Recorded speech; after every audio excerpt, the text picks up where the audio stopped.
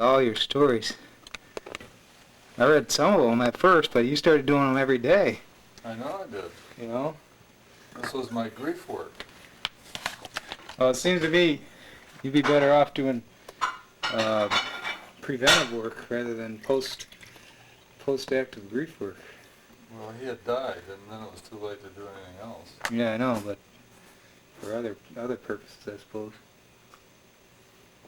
And I just started every night. Yeah, practically every night I'd type up a memory Oh, yeah. of Woody and me as little kids. And I started in January. He died January 11th. I started a week or two later.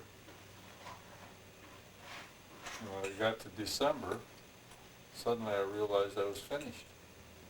Something had felt completed, but I'd written about 100 of them. Oh, really? Yeah. Yeah, I know. I haven't looked at them all. I put them all together once. And there's every little anecdote I could remember of stuff we did together. Mostly trouble we got into. Yeah, I saw the one about smoking in the at the church or something, picking up cigarette butts and smoking them. I may not have sent them all to you. That was nice to know. I mean, I always thought you were like this sort of prohibitionist type personality. It's nice to see you had a little bit of spunk in you.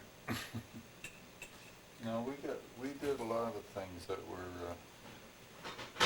crossing the border and crossing the line, and we got in trouble once in a while. Of course, Well, I mean, smoking was not that big a deal back then. It wasn't doing, It was for kids. It was for kids in our family. But in general, you're right. Everybody smoked. Yeah.